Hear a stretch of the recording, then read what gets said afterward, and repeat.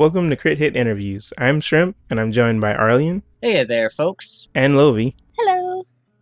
And today we're interviewing Phil Hamilton from Dancing Dragon Games. That's me. He's been working on games for about 11 years, from what I can tell. Does that sound right? Gosh. Yeah? If you count messing around as a noob on RPG Maker, then yeah. Yeah, it totally counts. So, for those of you who aren't familiar, some of the games he's worked on in that time are Deadly Sin 1 and 2, Skyborn, and Echoes of Aetheria. He's also been working on a new game, but we'll get into that a little bit later. Mm-hmm. So, to start us off, what would you say are your top 3 favorite games? Well, I'm going to have to go with, in no particular order, Chrono Trigger, Final Fantasy VI, and Final Fantasy Tactics. Yeah.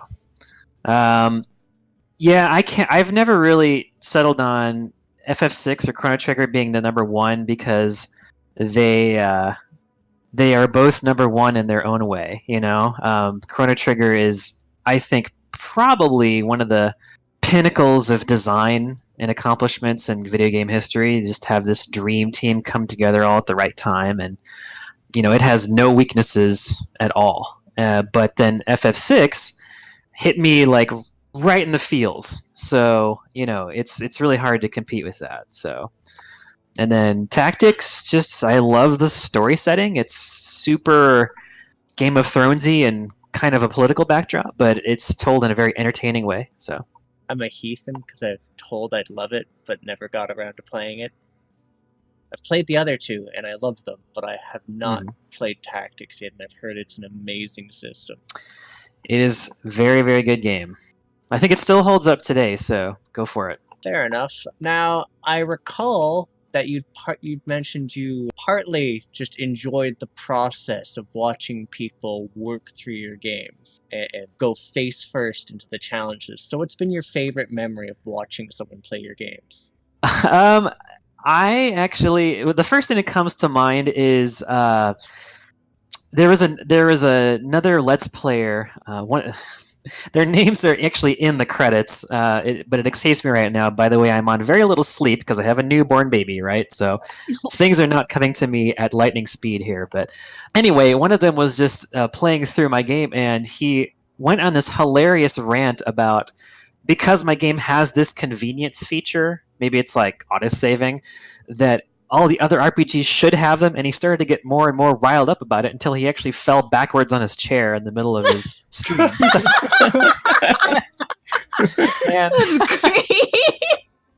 And he's just like, you know, they all should do this. Damn it! And then crash. So, yeah, I mean, you know, it's sometimes tempting for me to be like, and I'm sure that Arlie, you have gotten kind of the end of this where I'm like, what are you doing? That's wrong. You suck. Yeah.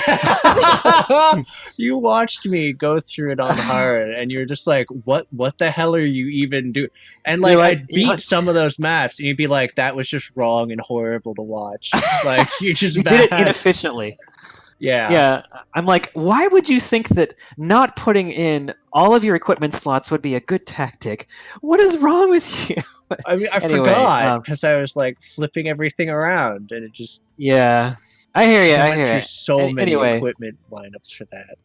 Sometimes it's tempting for me to be like, yeah, you got to do it that way, but really, like when I tell myself, you know, there was like just a couple people watching, but it was me watching, and that was ridiculously fun for me. You know, I guess it goes back to childhood. I always loved watching my brother play video games, you know, my older brother, and so I don't know, it's just really super extra special when it's your own creation. So also, it actually was fun having you spectate and also give me a few tips and pointers, like finding out just how fucking OP the caster is when you stick strength armor on her. It's like the thing you don't expect to be that huge. It's like, oh, that's ruinous. Okay, I should have just spec'd her as like heavy and forgotten about magic. Oh yeah. Use that junk pile. The junk pile will dominate the game. You don't even need strength on her actually with the junk pile if it's like maxed out. It was still tanking the last boss in hard. Nice. I was like, this is awful and great. and max intelligence turrets, which take like 8 turns to everyone's 1. Yeah, if I were to release another patch, which I don't know if I'll do at this point, but I would probably tone down some of the parabolic increases that happen in the extreme late game like that. Because once you get past 50, it just exponentially takes off on formulas, and you can see, it just gets kind of sickening. So I mean, at the same time, the last boss was actually taking as many turns as the turret. yes, that is my common philosophy, and a lot of people hate me for it. If you do the last boss on normal, it's pretty easy actually, but then if you do the last boss on hard, they get a way bigger hard bonus than any other thing does on hard. So it becomes was like being punched in the nuts. To be fair, yeah. I was like, yeah, when I beat it with like the entirety of my team dead, the caster like at 100 health and a turret. That was nice. It. Everyone else was dead. I was just like, oh, I'm gonna. That is not easy. Good job. The laser beam thing that you pointed out like did more damage than the AoE. I was like, oh, it's good. It's good. I told you. Yeah. Yeah, and it kept doing increasingly more damage because she was then getting debuffed by it. And then I was just like, the turret kept charging my TP. It was good. Yep. Alrighty. So I've heard that you wanted to make music for games so much that you just made your own game to do the music for. Is that how you got started with game development? It is. And how'd you know that? We did our research obsessively. Blame Shrimp mostly, but we actually we're creepy snooped. stalkers and. Oh, okay. Not creepy. Scary. We're fans. Okay, so yeah, I actually went to school for music in college. I have a bachelor's degree in it, and I taught high school band for a few years. And while I was doing that, I was developing stuff on the side. I guess if you could call. So, has anyone here heard of Legacies of Dondoran? It's a RPG Maker 2003 game that I released for free a while ago, like around 2003 or 4. Anyway, that was the first experiment with it. So I was also wanting to do composition, and I don't think I really gave it enough of a shot, like doing it for other people. But I actually found it would rather exhausting to do that for other people, to write music for others, because it's still this way. Where writing music, it's not for me a volume business, if that makes sense.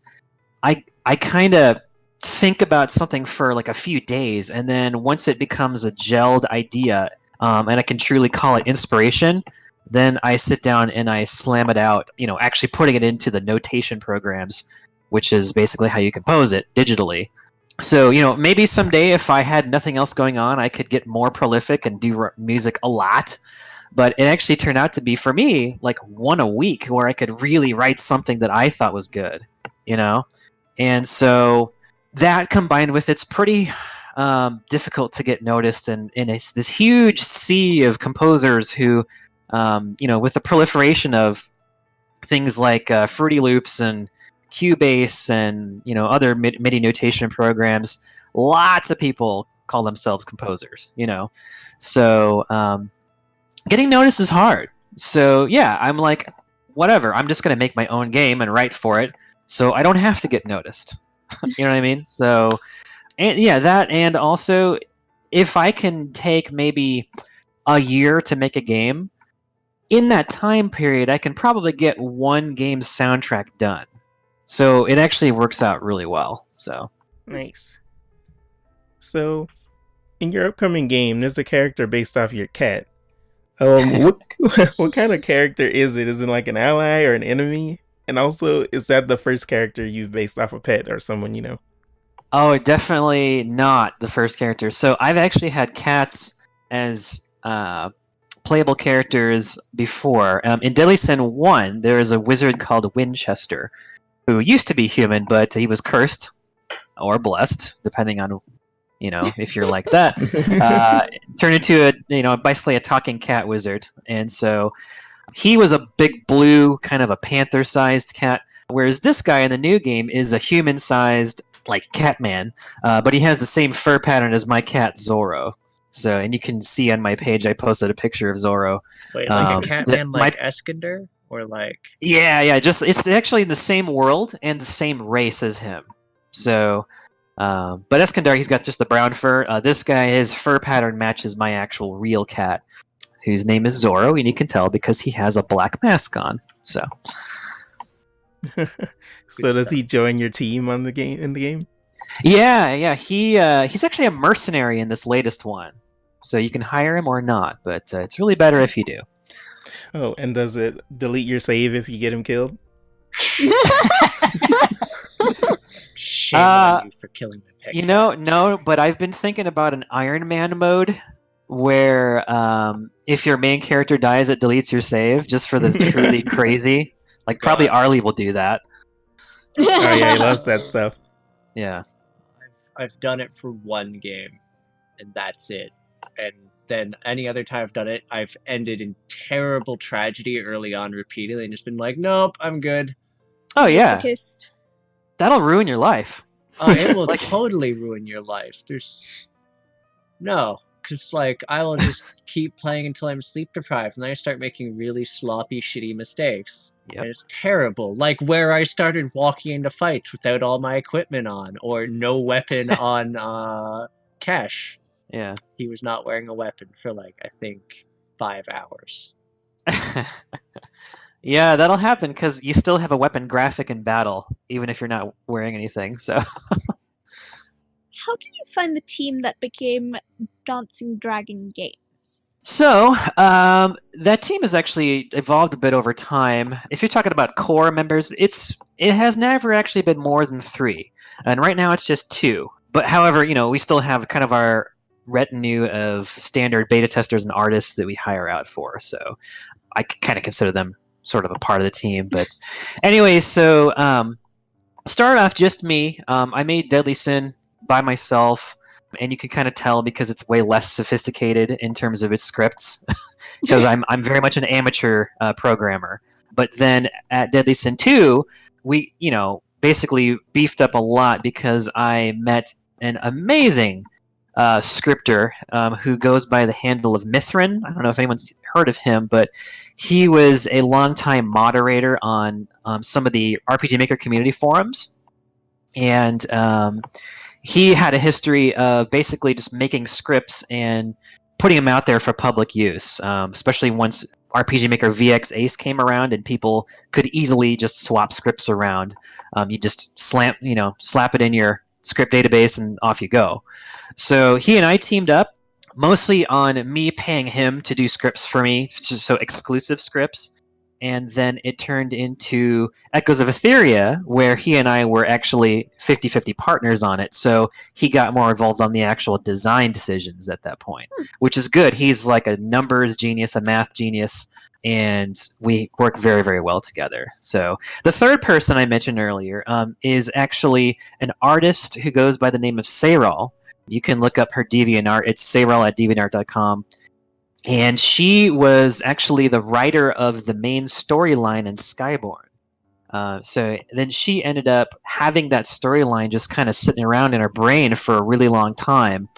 And I hired her to do the portraits, the character portraits, and the logo for Deadly Sin 2. So since we had known each other, and that was kind of one of her first early game commissions, actually, Mithrin and I were working on another game. It was a platformer that actually didn't get done. We kind of just shelved it. But while we were working on that, I was kind of sitting idle because what I could do was all done. So I reached out to Brittany and said, hey, do you want to do something together? And she said, yes, a million times yes were the actual words. And so we actually put our heads together, did the script for Skyborn, built it out in 6 months, and it's by far our most popular game. So the reason why she is no longer part of our core team is because she is killing it in the game industry. She's a senior UI artist for Amazon, and so she can't do stuff with me anymore, but I'm happy for her that she's accomplished so much. So yep. So going forward, it's just me and Mithrin again, but we're involving as many beta testers as want to join up, and I've hired the narrative designer to help me do some consulting work and a lot more art than before. So we're continuing to kind of organically grow the scope of what we're doing. So I'm giving you really long answers. Sorry. that's That's actually quite fine. In-depth Okay. answers are great, and plus it lets us get to know a little bit more about you and the process and your ideas and everything behind it. Which Mhm. on that subject, is there anything that didn't make it into Echoes of Aetheria that you really wanted to see in there? Yes, absolutely. I think if Justin and I had decided to make another game based on that exact engine, we would have probably included a couple of these things. One of them was going to be procedurally generated dungeons and battlefield maps. That's something that he would have had to kind of do on his own. I really can't contribute that much to that. It's just an engineering feature. So we didn't get those in because all of his time was spent just building the core engine. So that's one. Other than that, though, really not really. Which is fine. It's mostly storyline aspects, character aspects, events that I would really like to bring to life.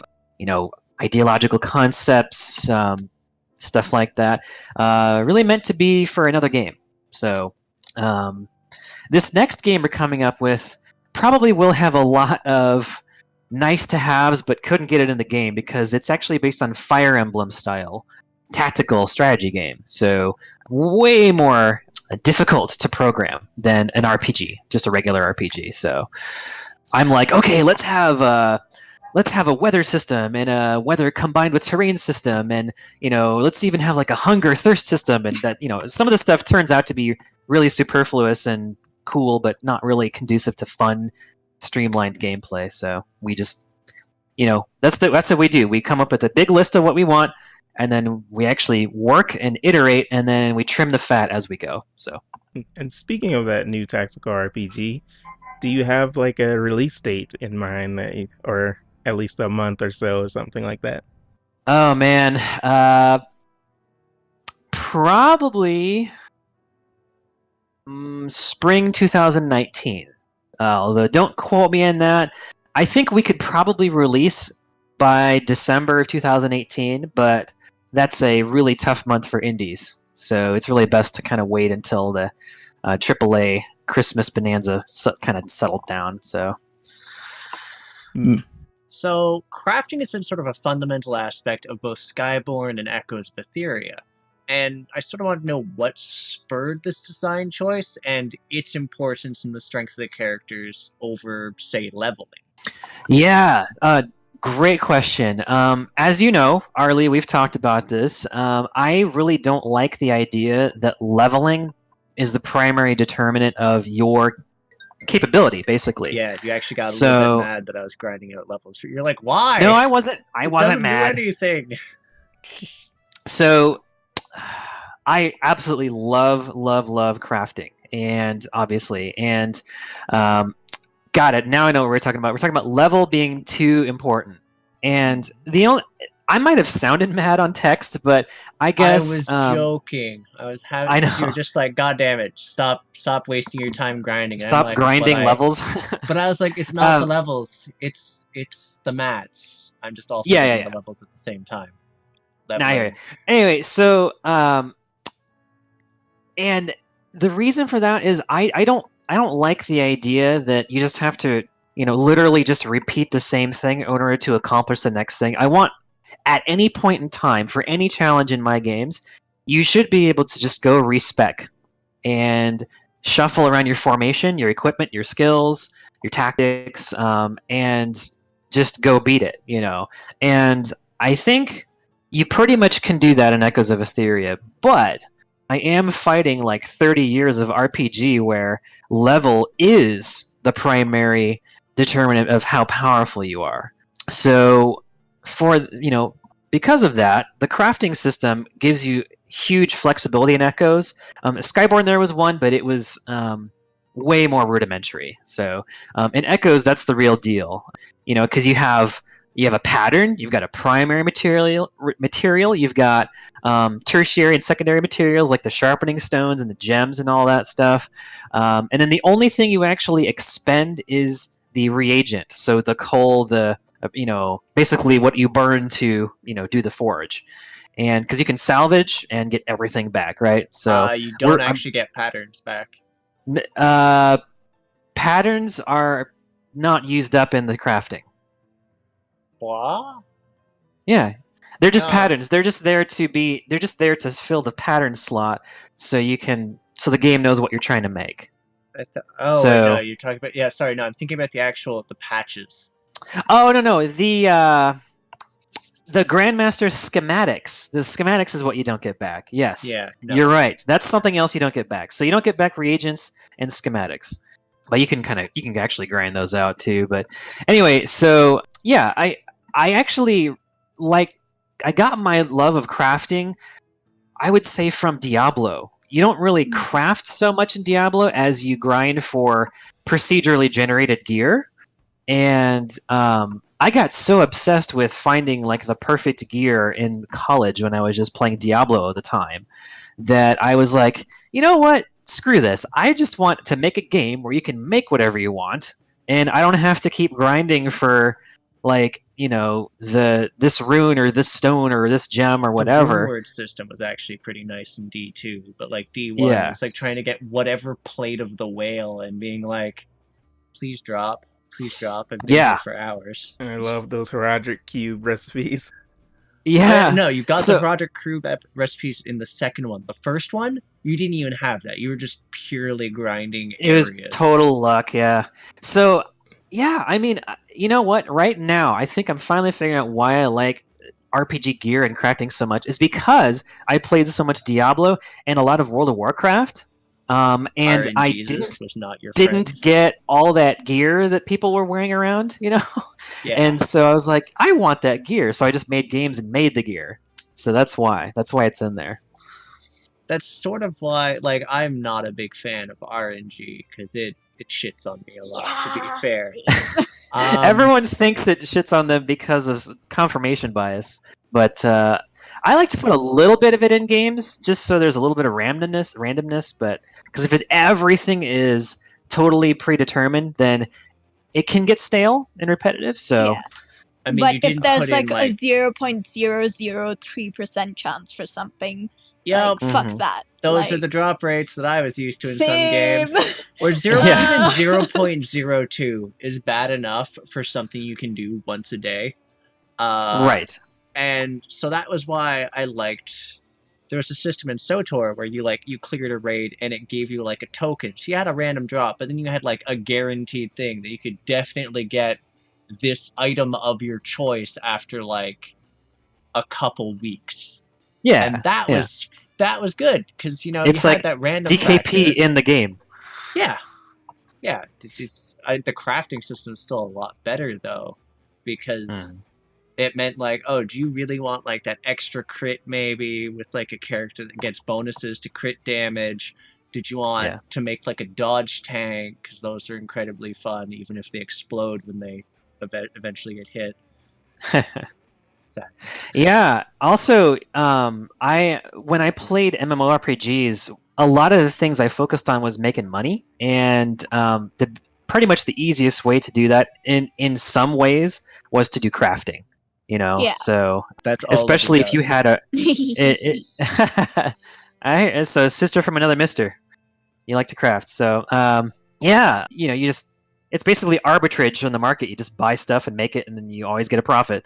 So talking about me liking to craft, in the background on my laptop I have Black Desert going in like auto crafting for me while I do this. Yeah, I remember those days. Just like I would build up, a stack of 400 this and then 200 that, and then just let it go all day. And Vindictus, which by the way, since Vindictus like chugs, I'd have like Vindictus in the background crafting swords, which are taking like 20 minutes a pop, and crafting like 30 or 40 of those things. And it's like, oh, I'm not doing anything in the game for ages. Yeah, go do some push-ups. Go run. Cook a meal. Do your homework. Say hi to your mom. Anyways, back on track. Was there any aspects of Echoes of Aetheria that was specifically difficult to code? Before I talk about that, I actually want to mention, I don't know, so you play Black Desert Online, and I actually played the beta for that, somehow they got my wife the default graphic for the what is it, the trainer, the monster trainer or something like that.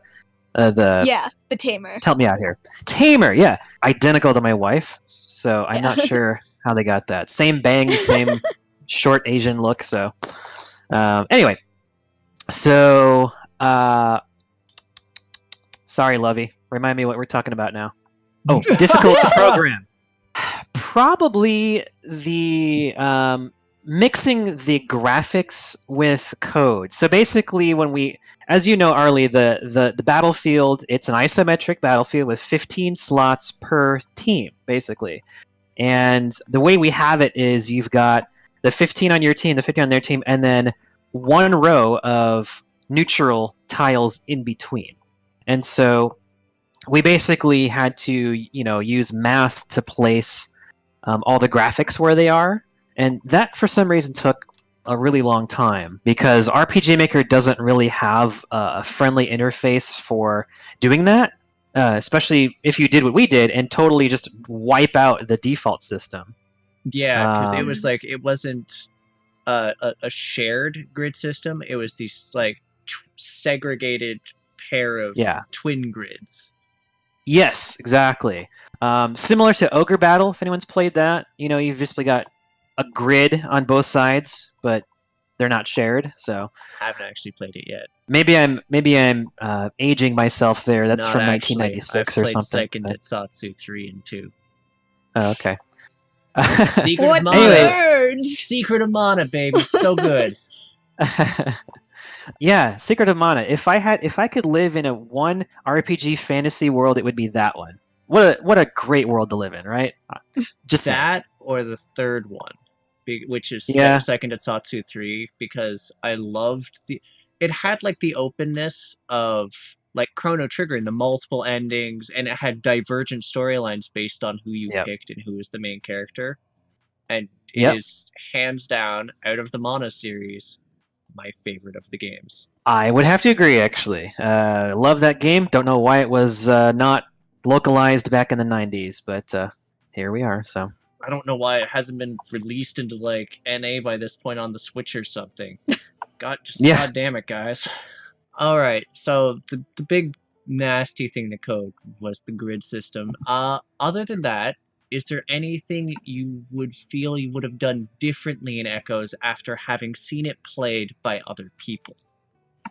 Yeah, those lots of things. One thing that it's the most valuable skill is the ability to fail and learn.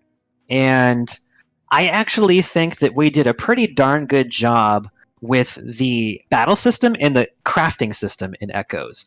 That said, when we first released Echoes, it was a lot slower. And so, you would see animations resolve. It felt like you're kind of walking through a swamp, Mm-hmm. And so we sped it up. We basically cut the transition time between different events in a battle to almost nothing, so it just kind of speeds along, right? Felt a lot better. So that was a small, easy thing we fixed that made it feel way better. Also, I think there's no way to change this in Echoes, but the fact that you reset your progress when you leave a mission that's a story mission. So for those who haven't played Echoes, it's an on-rails game for the most part. You can go repeat missions, but it's basically that's just grinding. So it'll bring you from chapter to chapter in a line, basically. And even though you have a home base, I feel like there's still really not that sense of time to chill out, time to just kind of be where you are and explore a little bit. Because that's a big part of RPGs for me, actually, is like in Chrono Trigger, sometimes I would just like to not necessarily make any progress, but just kind of chill out in one of the towns and check out how I've impacted the world. You know what I mean? And that's how you got the side quests and talking to people and punch the giant robot again. Yeah. There's so much stuff that you can do other than the main quest in Chrono Trigger, and really not so much in Echoes. So that's probably the biggest thing that I think it makes you feel like you're constantly being pulled along. And I will admit that. It's the first person to admit that's kind of how it makes you feel. I've had a lot of people say, well, why does it erase your progress when you leave a chapter? Try to imagine if you get to the middle of a chapter and you see a bunch of cutscenes, and you get to the middle of a mission, and you've already done all that stuff, but then you come back and you do it again. For me, it just seemed like it was immersion breaking, and I just didn't want to go that direction. At this point, it would be super hard to change. So I think I'm just going to take it as a learning point and move forward. So now, the biggest thing I would probably fix from Echoes is the writing, because I was the sole writer for it, and as you probably noticed if you played Skyborn, big difference in the way the writing feels. Skyborn was primarily written by Sayral, our artist, with some input by me and some extra stuff by me, but for the most part, it was her flavor of character dialogue and stuff like that. So, and I think it hit that perfect kind of campy, kind of quirky, but still serious adventure. Echoes struggles to find its flavor in the writing. So, I've taken that to heart, and I have focused almost entirely on writing for the next game. It's going to be a lot less wordy. It's going to be probably not as campy, because I can't do campy. You got to write what you know. I can do serious, and I can do political, and I can do kind of Game of Thronesy type flavor. But if I try and do campy, it's going to come off as cringy. And I think there's a lot of cringy moments in Echoes' writing. So, am I making any sense here? Yeah, no, it makes sense. Yeah. So we can expect something a little bit more grim for your next one, because it sort of fits more in line with your writing style. Yeah, my natural writing style. Like, I try and be like, if you remember, Arlie, there's that non-combat chapter where you're in the casino and you're sneaking around, and you know what I'm talking about? It's in Echoes. Yeah. And the dude being really awkward to you and everything, and you being really he has a awkward crush right on Lucian and all that stuff, right? Yeah. So that's kind of my attempt at a humorous side chapter.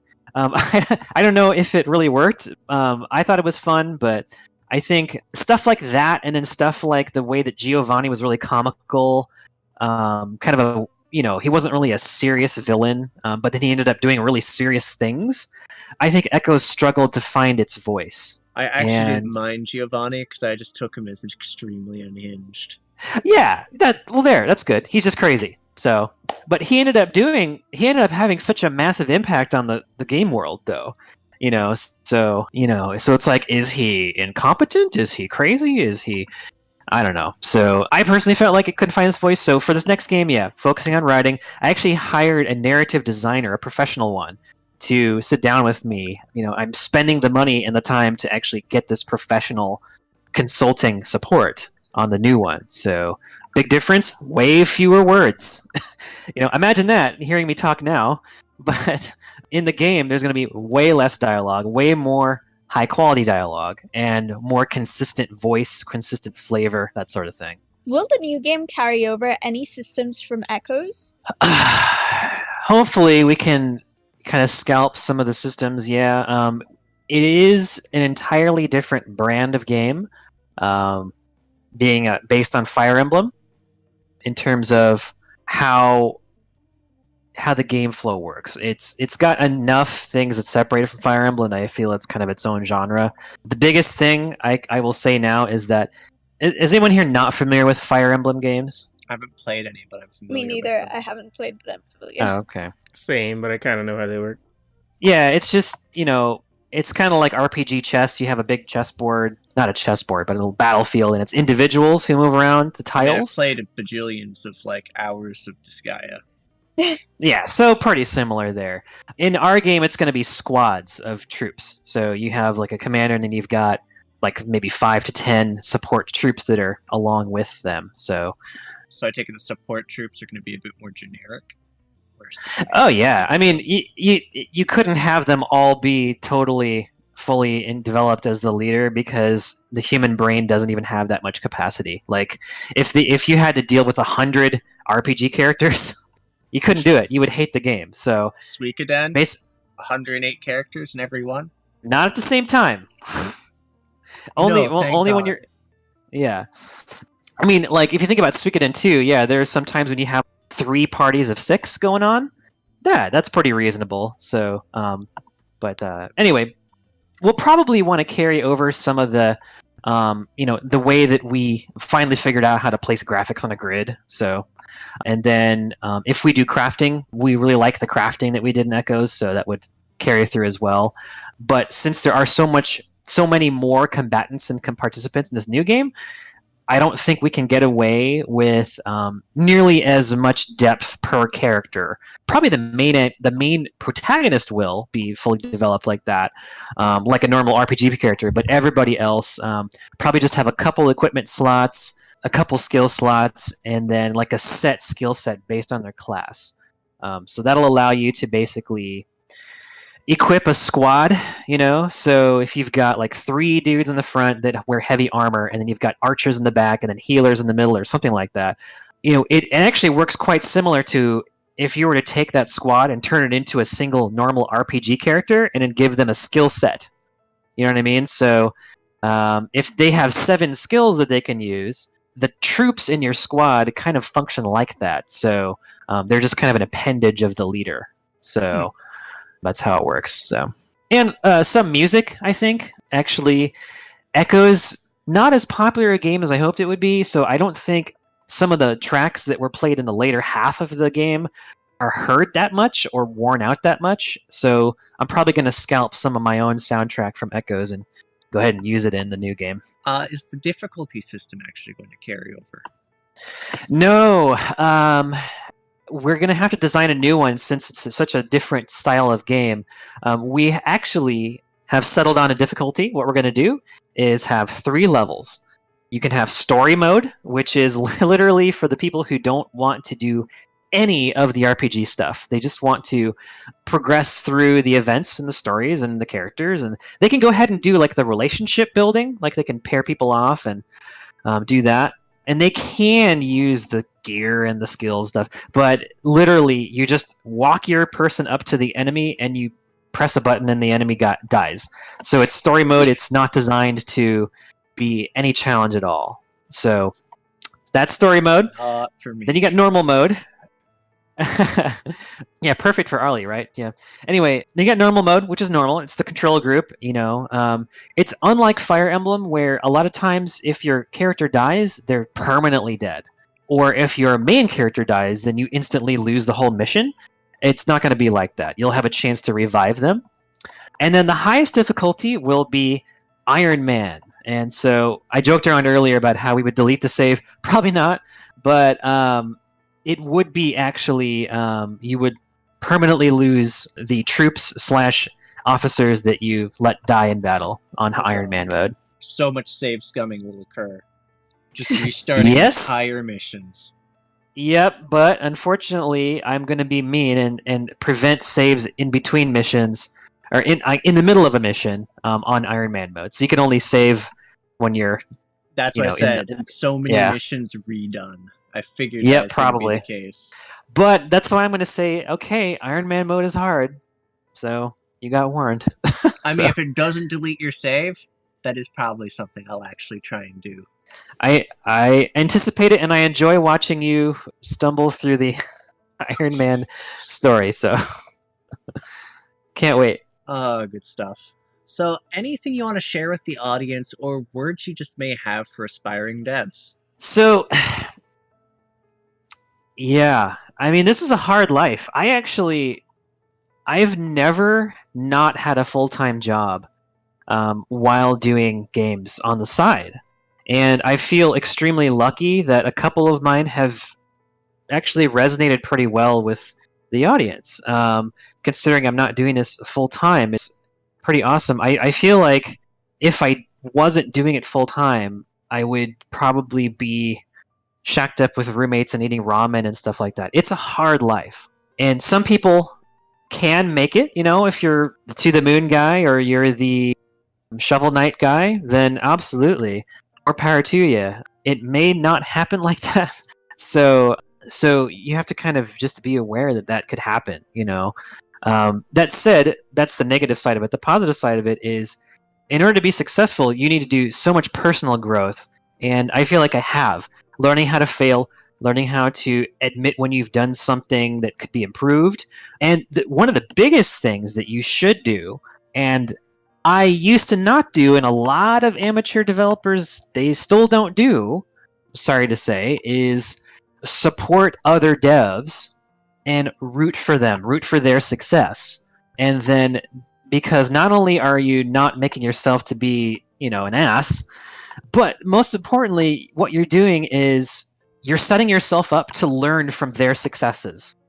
So there's a couple other developers on in the RPG Maker community who have accomplished pretty cool things. One of them is, his name is Bad Luck, and he's developed a game called RFL. It's for the super old engine called RPG Maker 2003. It's but on my wish list on Steam. Yeah. His wish list and my wish list for Skyborn, I think, share a lot of people. So, but he and I actually, on a personal level, just do not click at all, and that's okay, because I think we've both agreed that's okay. We don't have to like each other personally, but in terms of professionally, he's mentioned so many times that Skyborn motivated him to do this or that. And so when he put IRFL on Steam, I was like really hoping it does well for two reasons. Because everything I've said, support the successes of your, co-opetition. I like to say not your competition, but your co-opetition. And also, if he makes an RPG maker game that's really good, then that makes it so I don't have to fight the reputation of RPG Maker when I release a game. And that's a big challenge. If you want to make an RPG Maker game, no matter how awesome it is, the first thing people are going to see is, RPG Maker game probably sucks. It's got stock graphics. They didn't spend any money on it. They didn't spend time on it. It's just it's kind of like the same reputation now that I think some Unity games have. Yeah. It's just a Unity store, stock graphics. Nobody really cared about it, And then all of the passion and time that you put into it can just get thrown out the window, And my bigger reward is for people to recognize the effort and the passion that I've put into it, rather than any sort of popularity or anything like that.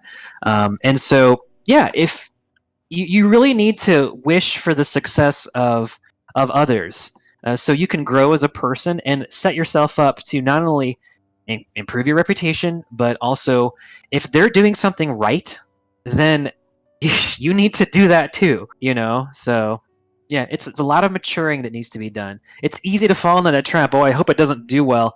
Why would you hope that? Yeah. It's not like if their game doesn't do well, that your game's going to do better. So it's just really, really important to stay positive and, in my case, avoid the RPG Maker forums. But Subject for another time. Other than those forums, I've mostly gotten a lot of positivity coming my way. So mostly just attitude. Be humble, be willing to fail, be willing to learn, be aware that it's a hard life, and don't forget why you're doing it. There's a lot of different reasons why you might want to, quote unquote, escape into the realm of making games or even playing games. Don't forget why you're doing it, because you're going to get into the middle of the drudgery and the repetition of making something. And, it's easy to get that first hour of gameplay and oh, this is so cool. I got all my concepts in. But now you have to actually make the rest of the game. And that's where the boring part comes in. Yes, that's right, boring. It's not all fun. You have to say, okay, I really love doing this. And then once you finally get past that boring part, you get to the end game climax. Then you're like, okay, I just did the most awesome thing I've ever done. I'm so proud of myself. Now I'm ready to finish this game. And then once it's done, you can go back and iterate on it. So yeah, just having a lot of grit is extremely important. Just persistence. Fair enough. Sounds like a great message to leave it off on.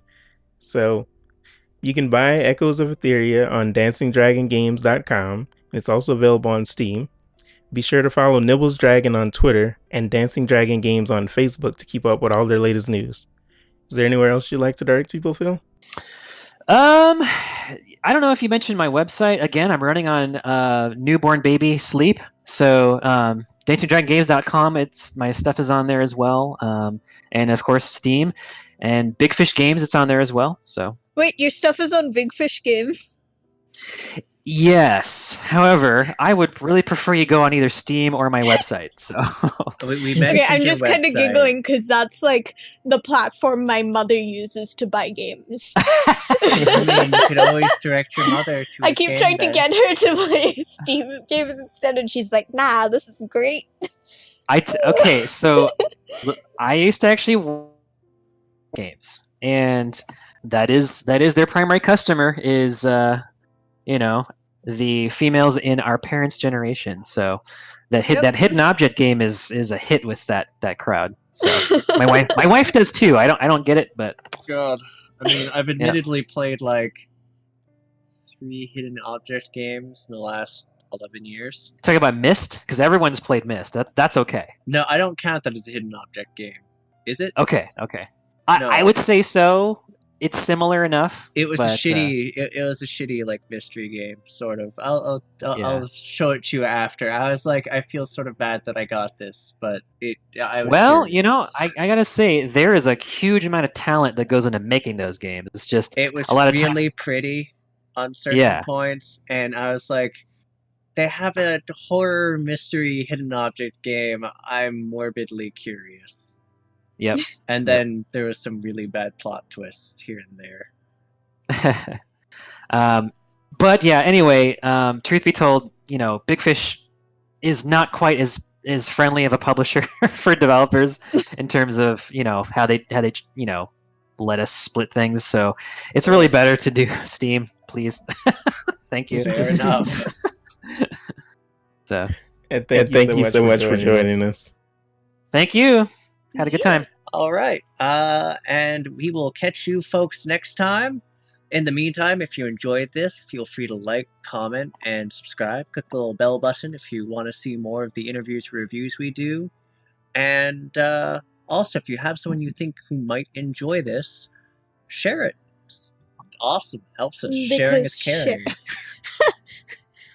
If you'd be interested in joining a gamer community, we have a lovely Discord server that will be linked in the description below.